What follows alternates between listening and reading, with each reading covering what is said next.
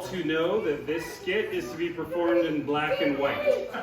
So, please see everything that you're about to see in black and white. Thank you.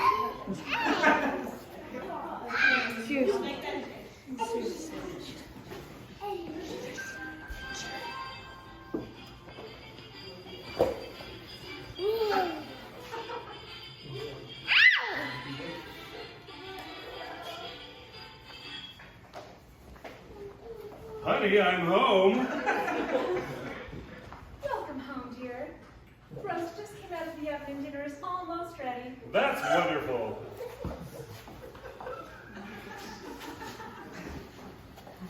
Aaron, I'm afraid I have some bad news.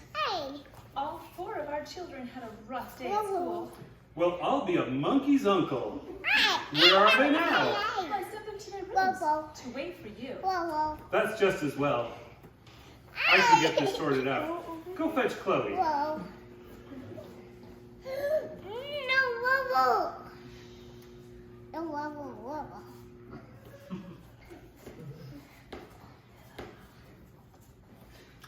Why, Chloe, you look like a 1960s hippie flower child. Now, Chloe, you need to understand that we live in the 1950s. Girls in this decade wear pretty blouses and poodle skirts to the sock hop. Run along and change now. Well, I'm glad we got that all settled. Who's next? Mrs. Johnson caught Stephen in school with a portable CD player. Well, I know that's against the rules. Go and get him.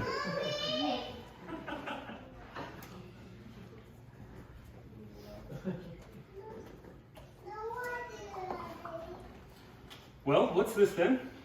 It's my Discman, sir. Some of the other kids wanted to listen to it behind the bleachers after school. Hand it over. Yes, sir.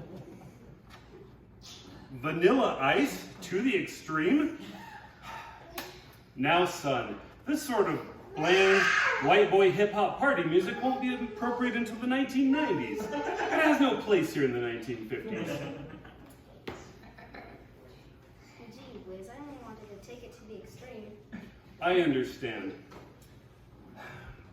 But I also hope you understand that the Discman won't even be invented until the 1990s. We don't take things to the extreme in the 1950s. We listen to 400-pound radios. I want you to go to your room and think about what you've done. I just don't know what's happening with kids these days. Yes, people think that our decade is full of nothing but wholesome goodness, like watching Milton Berle on the television or going to war in Korea. But sometimes I can't help but feel like there's a dark undercurrent. Well, who's next? Timothy got caught by the gym teacher with a portable phone. Well, if that isn't the darndest thing. Well, send him in.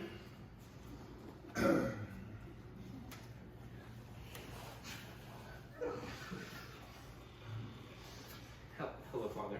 Hello, Timothy. Now, what's this I hear about you being caught with a portable phone? Hand it over. I can't believe what I'm seeing. How did you get caught with this? Mr. Daniels saw I was leaning to the right something awful on account of how heavy it is. I should think so. This weighs about 45 pounds. Me and some of the other boys were maybe thinking about talking to a girl, like going to the homecoming dance or something. Now, I understand, son, but we live in the 1950s. Our telephones are bolted to the wall and have rotary dials. We make phone calls by dialing a switchboard and having a woman named Ethel connect us by hand. Ah, shucks. This sort of phone won't be appropriate until the 1980s, when Miami Vice and Rambo movies are all the rage. Golly gee willikers. May I be excused? Yes, you may. Well, at least I know things can't get any more upsetting than this.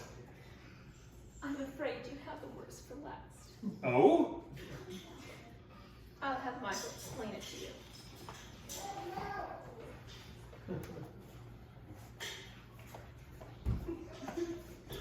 Well, son, what's on your mind? Mom was sore at me because I told her I want to vote for Jimmy Carter. Jimmy Carter! I can't believe my ears! I've been having fainting spells all day. I can hardly fold the laundry. Mom, Dad, I was talking to some of the fellas, and we all decided to throw our support behind Carter. Now, son, I understand wanting to follow the crowd, but that's the sort of thinking that can get you in trouble down the line. We live in the 1950s. We vote for candidates based on their catchy slogans. I like Ike. See, that's a perfect example. It'll be all well and good to vote for Carter in the 1970s, but for now, we only vote for candidates who have personally led a war in Europe. I understand, sir. And one other thing. The 26th Amendment won't even be ratified by the states until July of 1971, so it's inappropriate for a young man to be thinking about voting anyway. You should be thinking about taking young ladies to the soda fountain, or registering for military service. Your father knows what's best. I'll get signed up for the draft today, sir. That's a good boy. Run along now. Well, I'm glad we got all of that solved. I'm bushed. Oh, don't worry, dear. I've got you covered. Well, doesn't that just beat all? A brand new pack of Winston brand cigarettes. It's the only brand recommended by the Surgeon General. And its rich, bold flavor is smooth yet satisfying. If I were a man, I'd smoke Winston's.